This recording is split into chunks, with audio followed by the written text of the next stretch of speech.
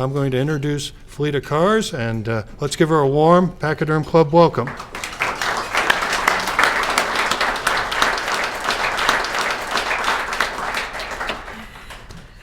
Good afternoon, everyone, and thank you so much for that welcome. Thank you so much, Carl, for the invite. I consider it an honor to be here and just share some things with you today. While we're working out the technology piece, I'm just going to share a little bit about myself. When Carl called me to ask me if I would be willing to come, he mentioned the date of February the 3rd. And I said, oh, Carl, I'll be out of town that weekend because my mom is celebrating her 80th birthday. So on the 3rd, I was in Virginia celebrating my mom's 80th birthday, and it was really awesome. And so then Mark, he was here on that day instead, and Mark is my husband's identical twin. And may I say, I've never met twins more alike than these two. I mean, it is quite amazing. So, but I'm going to be sharing with you guys about, like I said, critical race theory. But before I get started with that, I wanted to give a little bit about my background. So, I am originally from Norfolk, Virginia Beach area. That's where I was born and raised. I graduated from a historically black university, Norfolk State University there. And when I graduated, I moved to the DC metropolitan area and became a teacher. I taught 8th grade English for several years in the classroom. And one of the things early on that I noticed, Prince George's County, Maryland is a suburban school district. But we got a lot of the urban students from the District of Columbia, actually. Can you guys hear me okay? No background noise? Okay, yes, perfect. So we got a lot of urban students to come, and they would use, I guess, relatives' addresses or made-up addresses or whatever. So I learned a lot of things there, in particular in the African-American community. And some of the things I saw, I'm a Christian, by the way, and unashamedly so I hope I don't offend anyone. My message is heavily biblically resourced, is what I'm trying to say. So anyway, I'm giving you the background as to how I got to where I am today. So I noticed that in the African American community, it seemed as though the black students were always at the very bottom of the test scores. And this was like in the early 90s. We still see a lot of this today, unfortunately, in minority communities. And I noticed that when it came to like the health issues, for example, it seemed that blacks were always at the top of any kind of crisis, high blood pressure, diabetes, any type of health issue, disease. It seems like the black community was at the top, even recently with COVID. You all remember that? It was the black community that seemed to have been being hit the hardest. I can remember in the 80s when AIDS hit the scene. You all may remember that as well. And it was in the white male community. Well, just a few years later, it ended up in the black female community. And I was just crying out to the Lord in my prayer time and asking him, God, I don't understand why it is that in my community, in my ethnicity, it seems to be all these plights and ills, and you created us, we're your children, I know you love us, what's going on? And he took me through several things, and he shared with me that my community had taken offense to their perceived oppressor, who's the white man. And there was offense in their heart and unforgiveness. And the Bible is very clear when it talks about unforgiveness. If you're not aware of it, the Lord takes it very seriously. It's not a suggestion when he says we are to forgive our brothers and sisters and any and everyone who offends us. It is a command of the Lord. And so anyway, he had showed me how when people come together and they unite about a thing, it's very, very powerful. So I launched this organization in early 2000, and it was called Beyond the Color Line. My passion, even today, this is my passion, I like to reconcile and join people groups, ethnicities, because in God's kingdom, we are all one. We are from him, we all came from Adam and Eve, and if we want to make it even closer, we all came from Noah's lineage, okay? So the pigment of our skin is just what it is. On the inside, we are the same, and God loves us all. I like to think of us as a diamond ring. I like diamonds. I'm a diamond girl.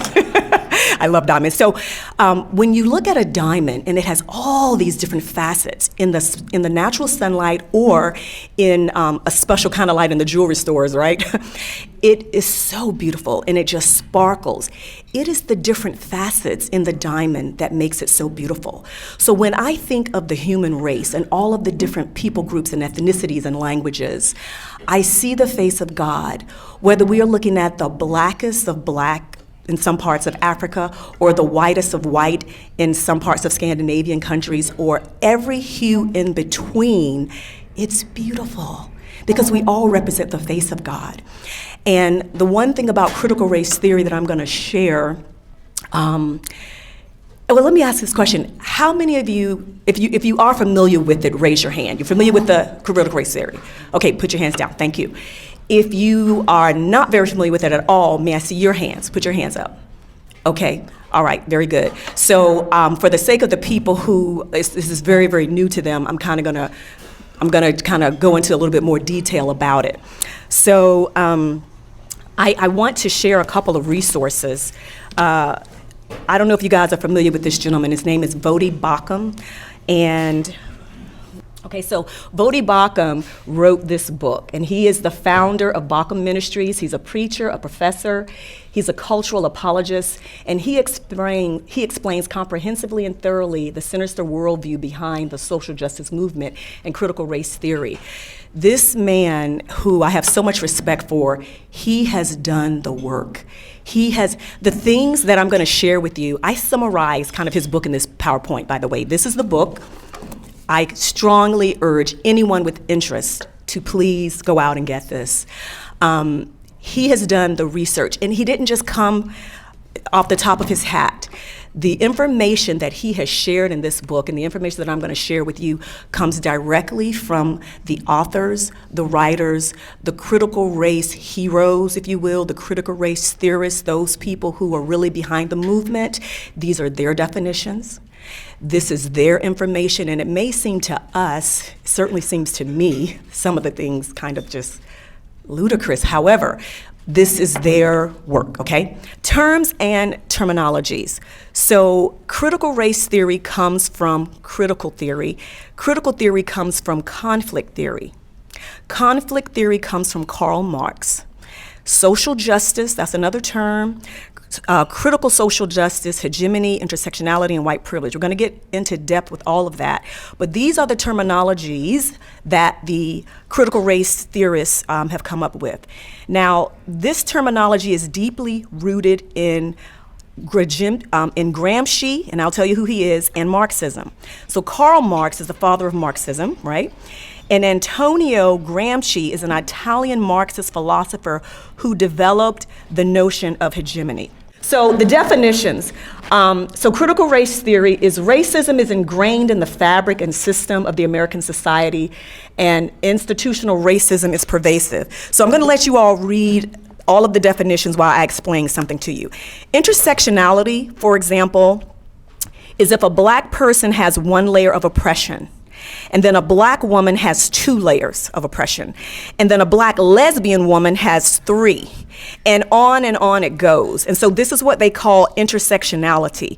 This definition of critical race theory is a direct quote from the founders of critical race theory. So just, you know, it's not him, it's not me, this is their definition, okay?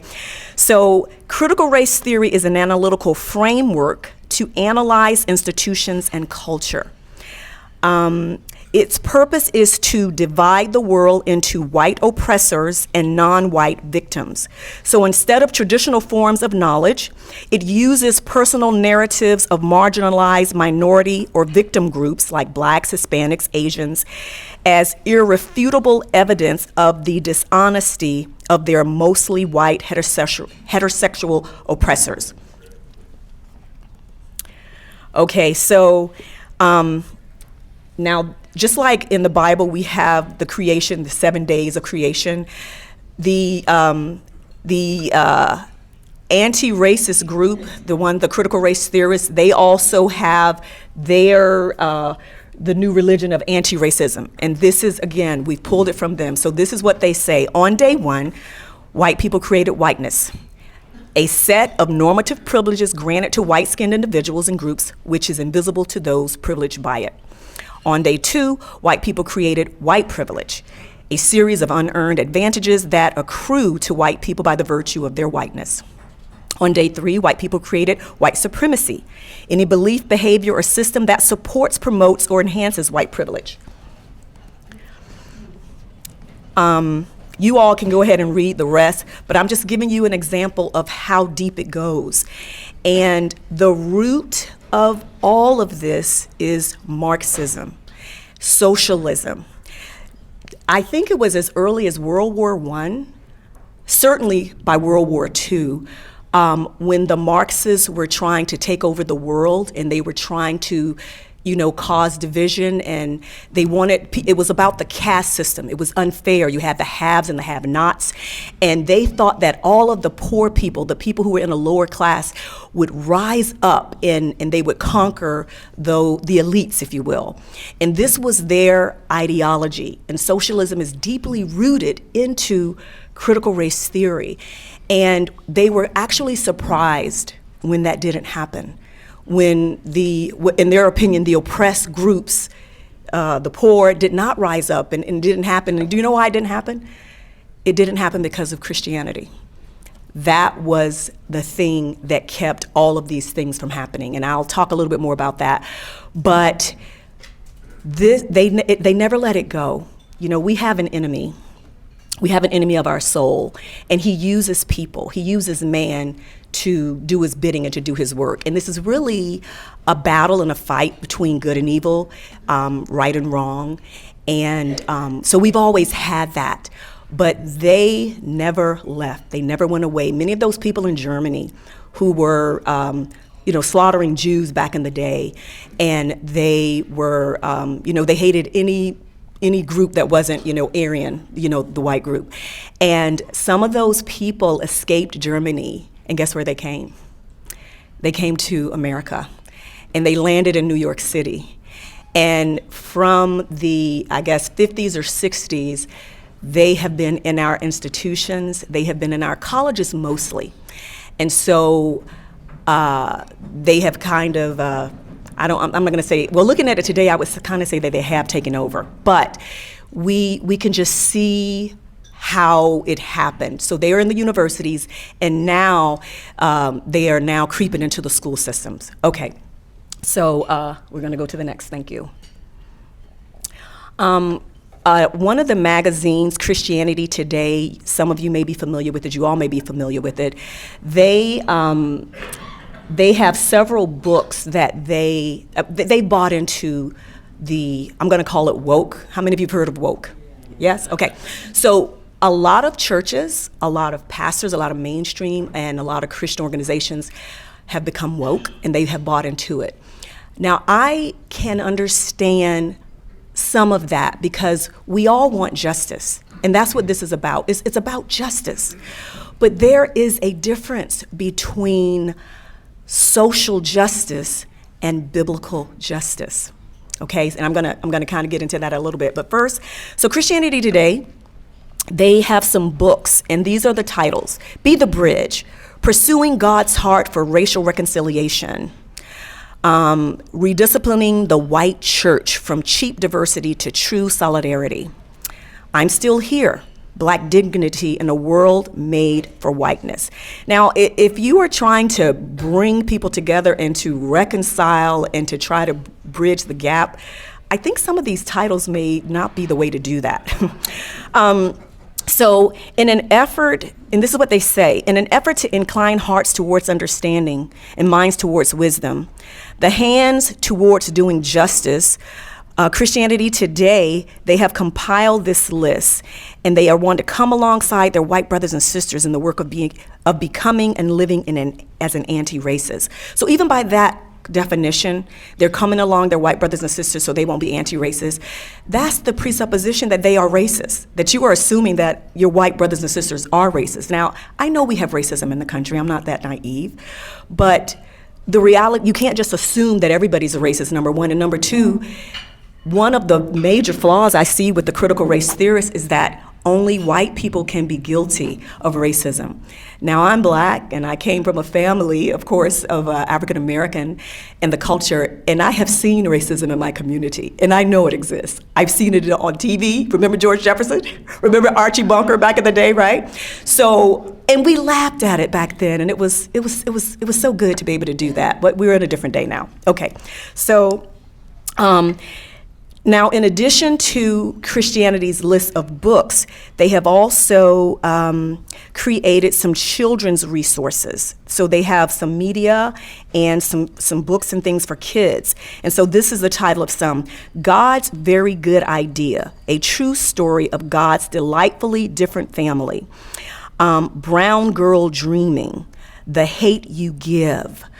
And in my humble opinion, much of these resources, I think, is not coming from a heart of God. It's not coming from what the Bible is teaching us. I think there's a little bit of indoctrination in there and about the wokeness. About the wokeness.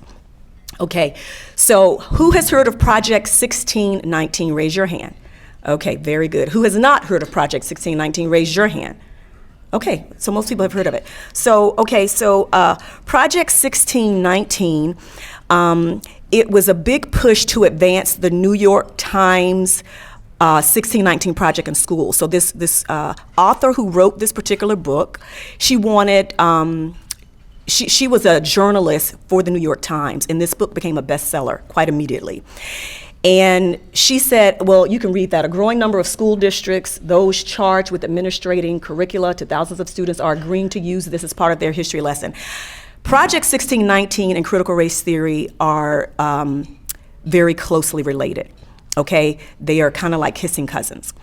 So Project 1619 would like us to believe that the Revolutionary War was fought because the British intended to abolish slavery rather than fighting to gain freedom from a monarchy that suppresses the colonists' rights. So they believe that America was founded in 1619 and it was based on slavery. America has always been a racist nation from the very beginning. And instead of us starting independent nation under the founding fathers in 1776, it was 1619. And this is pretty much the this is the beginning and the summary of Project 1619 in her book. Okay, so we are expected to ignore the fact that slavery was not abolished in the UK, in the United Kingdom, until 1833, nearly 6 decades after the Declaration of Independence. So the conclusion of the project, it paints for its readers that our country, like I said, was founded on slavery. Whites fought to keep it, and then when the slavery ended, they spent the next 150 years trying to maintain strength through systemic oppression of blacks. Now, we have had our problems in this nation. We know the history. We had slavery, we had the Dixiecrats, we had the Jim Crow laws, and we had some rough times. And so we, as a nation, accept and own what we have done. But to say that the nation was founded on this, I mean, who fought in the Civil War? Was it all blacks?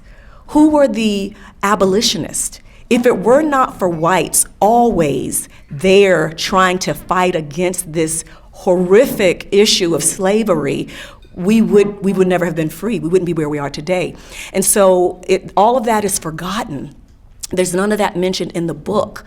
And I think that's most unfortunate. We have to remember that. And I want to say one more thing. Who were the abolitionists? They were the Christians. They were the people who God touched their hearts, and you had, we hear all about Harriet Tubman, and she was indeed a hero, and God used that woman mightily, but she did not work alone. There were many, many white brothers and sisters who sort of put their lives on the line because it was so much hate and divisiveness back then. They would just as soon kill you if you were white and helping a black person than not. And so many people lost their lives. There were many white people who were hung during the time of, all the hangings when the KKK was going around, many, many. And I'm just about the truth. Let's paint the whole picture. Let's speak the whole truth, and we can have a discussion. But we can't come from a false premise. We have to be real, and we have to be able to just look at the whole picture honestly, okay, and hopefully with an open heart about it. Okay, so that's what, yes, thank you, Erin. So for Project 1619, okay, and so the founder, and her name is Nicole Hannah Jones, okay? And she has acknowledged that it is not a work of history, but rather of memory. So even in her writing of her book, Project 1619, she says it's not historical, but it's of memory. So critical race theory teaches that all situations and outcomes are the result of racism. I'm gonna say that again. All situations and outcomes are a result of racism and the racial power struggle between the oppressor and the oppressed. It allows for no individual responsibility, and that's always flawed. We must have individual responsibility. So the Project 16, or the 1619 Project, is a misguided effort to keep open historical wounds while telling only half the story. It is flawed because it is connected to critical race theory and the diversity, inclusion, grievance industry that focuses on identity politics and division. So again, I am all about discussion, and I am all about having an honest talk, but we have to do just that. We have to keep it honest. We cannot just cause division, and which I fear this is a lot what's going on. Okay, Erin. Okay, so what does critical race theory look like in practice? So Christopher Rufo, he is the founder and director of Battlefront. It's a public policy research center. He has authored a series of reports focused on critical race theory in the federal government. So I told you that it started out in the universities, and now it has been deeply seeped into our government and into our school systems as well. I know we've had some critical race theory curriculum, and by the way, they don't call it that. They come in through the back door. Remember we talked about the terminologies? So instead of saying critical race theory or Marxism or socialism, they'll say equity, because equity is a non-threatening term, and it sounds so close to equality, and so it's like, yeah, that's right, that sounds good, but it is really, it's just coming in through the back door. Okay, so like I said, he was the founder, and he adapted this particular information he delivered it at Hillsdale College on March 30th of 2021. And the foundings that he came up with, you can look at some of the bullet points. No, not yet. So I'll just give you an example. The FBI was holding workshops on intersectionality theory, and I told you what that was, the FBI. The Department of Homeland Security, they were telling their white employees that they were committing micro inequities and they had been socialized into oppressor roles. The Treasury Department held a training session telling their staff members that virtually all white people contribute to racism and that they must convert everyone in the federal government to the ideology of anti-racism. Now, I'm gonna stop and say, there are some people who, some of the employees of the federal government who have been dealing with this, unfortunately. Some of them, they receive it and they just accept it. And then those who have a conflict, which I certainly would have a conflict with it, for those who have a conflict with it, it's all of this turmoil inside, and it's most unfortunate. And the Sandia National Laboratories, which designed the America's nuclear arsenal, they sent their white male executives to a 3-day re-education camp where they were told that the white male culture was comparable to the KKK and white supremacists and mass killings. And these executives were then forced to renounce their white male privilege and to write letters of apology to fictitious women and people of color. This really happened, guys. I mean, it just, when I'm reading this and I'm like, wow, it's just very sad. Now I'm going to talk a little bit, can you go one more for me, about what has happened in some of the school districts. So in Cupertino, California, an elementary school forced first graders to deconstruct their racial and sexual identities and rank themselves according to their power and privilege. In Springfield, Missouri, our neighbors, a middle school forced teachers to locate themselves on an oppression matrix based on the idea that straight, white, English-speaking Christian males are members of the oppressor class and must atone for their privilege and covert white supremacy. Guys, I just want to keep reminding you that this is their literature. The critical race theorists, this is their literature. Bauckham did not make this up. I did not pull this out of a hat. They have tons, thousands of papers that you can look up on this topic, and it's there. It's in there. Okay, so in Philadelphia, elementary school forced their fifth graders to celebrate Black communism and to simulate a Black Power rally to free 1960s radical Angela Davis from prison, where she had been held on charges of murder. And this was in between 2020 and 2021. It happened.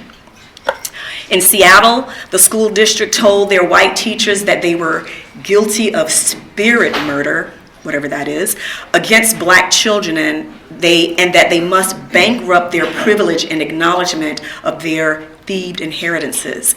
Now, if you are white and you have a discussion with a Black race theorist, a person who has been educated in this and they have received this and they can regurgitate all of these things, and they are convinced without a shadow of a doubt that this is the Bible, that this is like, scripture, this is real.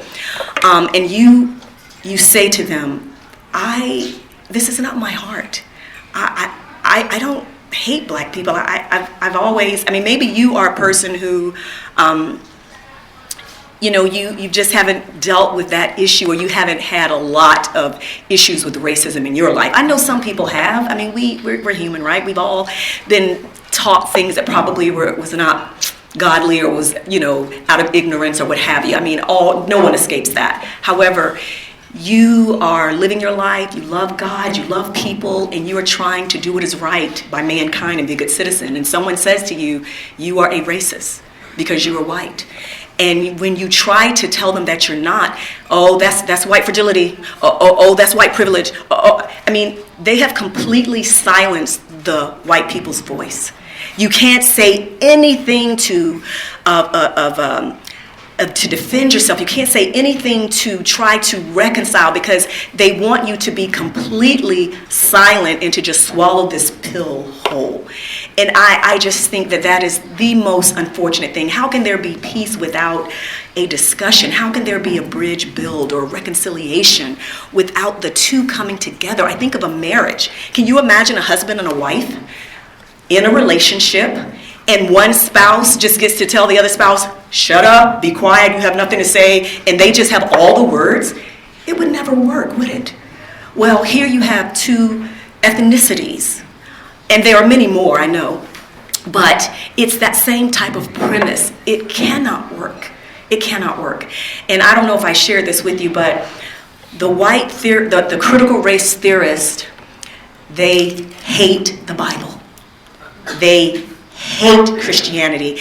And did you know, I mentioned white privilege? Well, there's a such thing now called Christian privilege.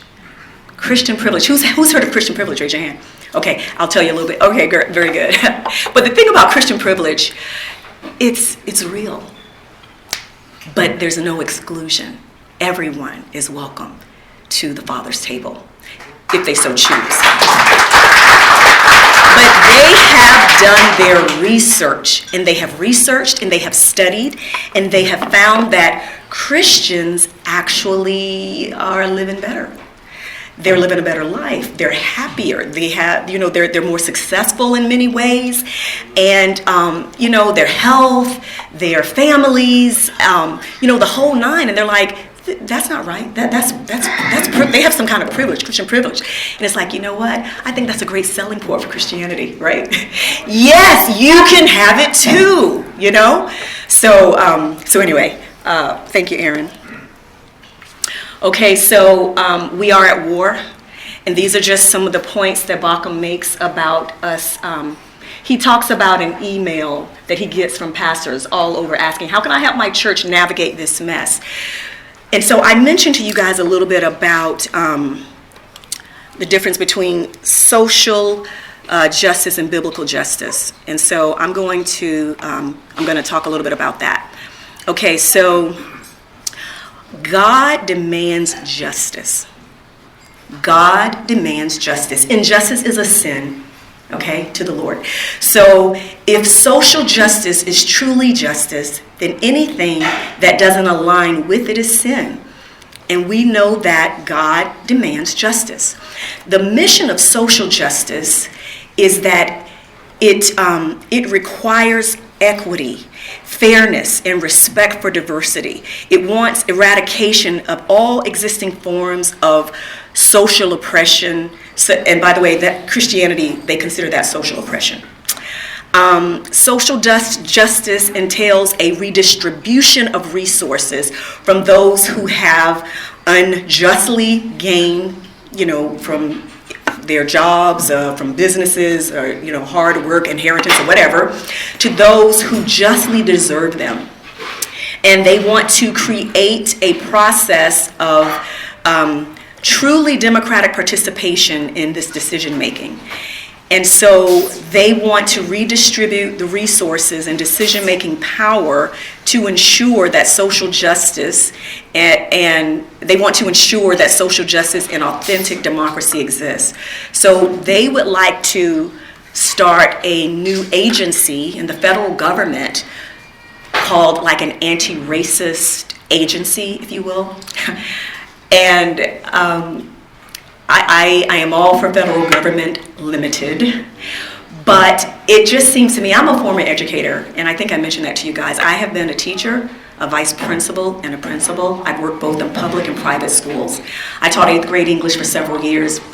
And then, because of what I saw, I decided to go back to school and get my master's degree from Johns Hopkins University in Baltimore. I became a vice principal in that same school system. And I was like, wow, this is, it was worse because I was seeing even more and more problems. And from there, I said, Congress can't know what's going on these campuses and what's going on in the school district. So I'm just going to go to Congress and I'm going to start lobbying, the House and the Senate. And I did do that. I took a job. I quit my job in the school system. I moved to Washington, D.C., became a lobbyist in this organization called Concerned Women for America, the nation's largest public policy women organization. And I began to lobby on education issues and other issues as well, sanctity of life, sovereignty of the land, and all of these things. But I realized that I had jumped out of the frying pan and into the fire, because what I found out on Capitol Hill, our leaders, the congressmen and the senators, they're just like my kids in the classroom. They're just older and have more power. So anyway, I was like, okay. Well, anyway, So I was bringing the point, the Lord is concerned about biblical justice, okay? Truth and love. Social justice is about redistributing of wealth and other things. I mean, there's a lot of things with social justice, but remember, the bottom line is Marxism. So these same people, the critical race theorists who want to have this anti-racist agency, well, who's going to police that? Who's going to be the one in charge of that? When I look at the Department of Education, I'm telling you, I think that the system of education was a lot better before we put the federal government in it. The locals know what's happening in the school system. It's not a one-size-fits-all. What's happening in New York City, in the state of California, these large school districts, in comparison to a little small school district in Dodge City someplace. you can't have that. And that's why we have such failing system now. I look at our children. They want to teach our children curriculum about critical race theory and Project 1619 when they are failing in the most basic. Why can't we go back to reading and writing and arithmetic and history instead of indoctrinating our kids? Why are we telling kindergartners that they can be anything they want? If you want to be a boy today, you can be a boy. If you want to be a girl today, you can be a girl. It's madness. And yet teachers today, I talk to them, public school teachers, they are being forced to be silent. And not only are they being forced to be silent and not say anything about this idiocy, they can't even tell the parents. It's like they're taking the parental rights away from them, and they're letting these kids do all kinds of craziness. I don't know how they do it. I don't know how these teachers stand it, with the exception of their love for the kids, and they want to be there. But think of the injustice that we're doing to these children, telling them that they can be a furry creature. Oh yeah, you can go to the bathroom with your litter box. Oh yeah, you can be a boy if you want. Oh yeah, you can be it is all lies. It's lies. We're lying to them. Talk about child abuse. That's child abuse. And that is just another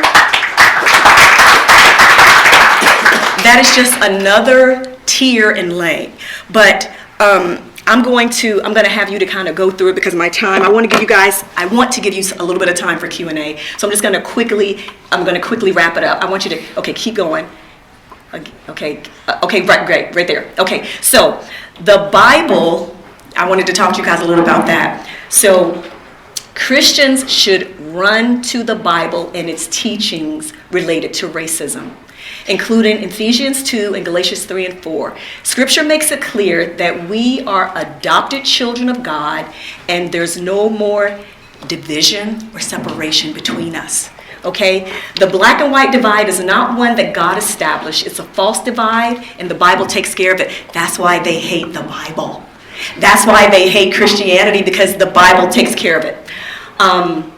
So in Ephesians it says, therefore, remember that formerly you who were Gentiles by birth and called uncircumcised by those who call themselves the circumcision, remember at that time you were separated from Christ and excluded from citizenship in Israel and foreigners to the covenant of promise, without hope and without God in the world.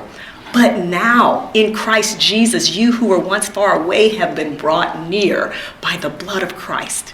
For he himself is our peace, who has made the two groups one and has destroyed the barrier. By the way, when the Bible talks about the two groups, he's not talking about black and white, because black and white is the same in his eyes. He's talking about Jew and Gentile.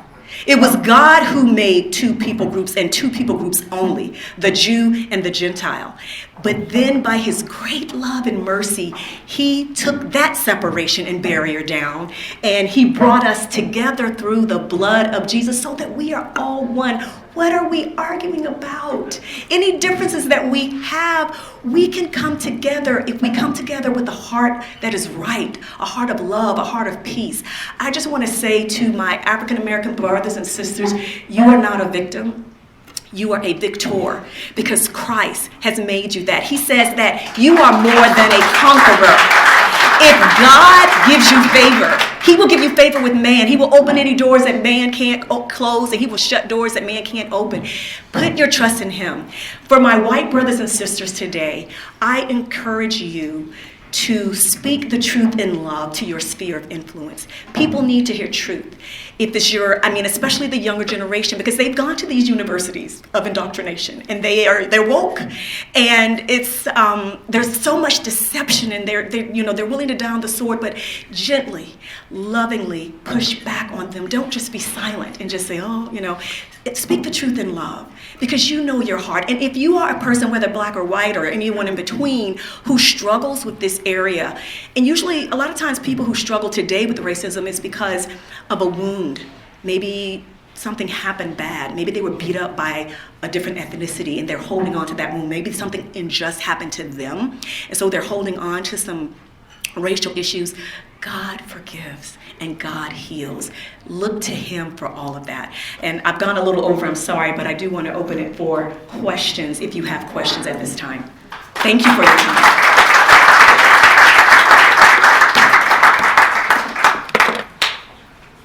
Okay, we'll do Pachyderm members first. Thank you very much for coming today. You're an excellent message, and I hope that everybody kind of opens some eyes. I grew up I was born in Taiwan, and I've studied the Chinese Communist Party, their history, way back in the 20s and 30s, and a lot of the literature. And I was just struck by the similarities of Europe. It was 12 chapters I read, and this is the 13th, 14th, and 15th chapter here in the U.S. And there was a Chinese American lady that I think that she had basically had said, testified in the Ohio State Assembly a couple years ago that we are right now in the U.S. in a cultural revolution. In China, it was based on class. Yes. Here, it's based on race. So very good. And again, it's the same. It is the same thing, the same coin. They've just come in through the back door. They're still trying to get the same outcome. So, in my humble opinion, it's really a farce to pit us against one another. One was the class, and this is the race. So, yes. Hi there. Thank you very much for your presentation. Thank you. My question to you is kind of a chicken or the egg. Yes. What came first, CRT or ESG? And based on that, what is the correlation between the two that we're facing in today's world? Okay, ESG, is that what you said? Environmental social justice, or governance. Yeah. Great, outstanding question. Jeez. Only because I am not as versed in the environment piece. I do think critical race theory came before, simply because of what I shared with you, all the way back to World War I. It's the same coin. They've just come in through the back door and they put a different face on it, but it is Marxism. It is socialism. And so now you have this environment, you have climate change, you have all of these issues that have also come in, but I think it was critical race theory first. And what was the second part of your question? Well, just the correlation, because it's environmental, social, governance. And so right now, I don't want to I don't want to sound like a conspiracy person, but I think it's distraction. Pit the people, the masses together about this and that. So you all look over there, don't look over here at what we're doing here. That's what I really think, but that's me. Thank you. Well, again, I appreciate you being here. My wife and I have listened to many of Vodi Baucham's sermons on YouTube. Yes. You can punch it in, Vodi Baucham, write down the name. Yes. He's very good. He's extremely He's phenomenal. I concur. He really is. We've got the book and we've studied it. And by the way, on the top of your lectern there is a bumper sticker. I don't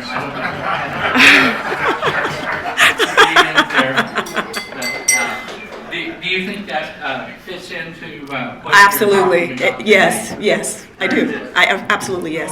And you're welcome to have that. Well, thank you so much. Thank you very much.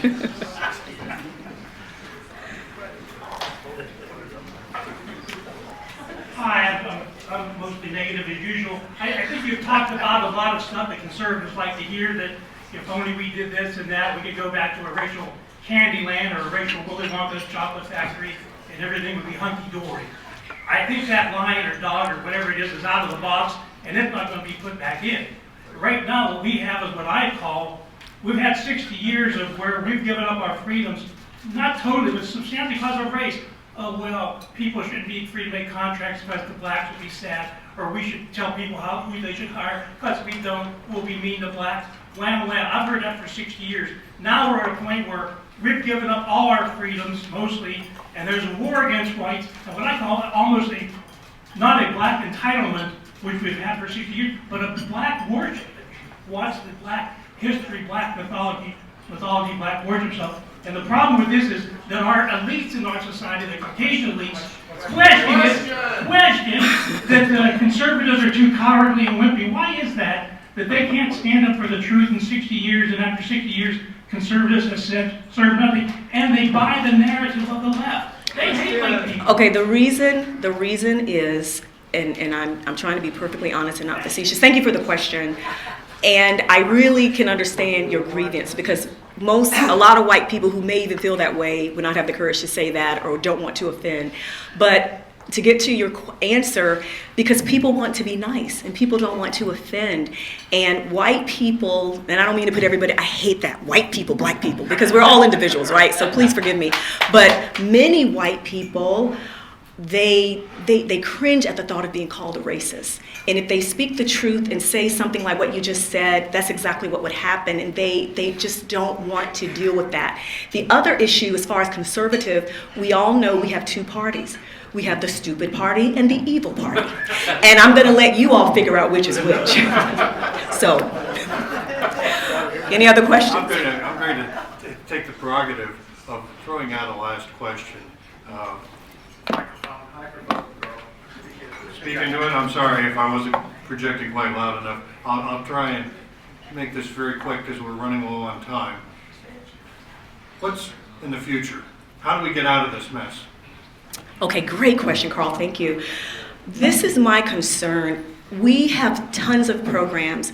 The gentleman here, I'm sorry, I forgot your name. Since the 60s, we have had the Civil Rights Act. We have had all of these programs, and I don't even know the amount of money that's been thrown into the poverty communities, Black, Hispanic, and education system, how much one child gets per student, how much these school systems get per student. It is absolute incredible.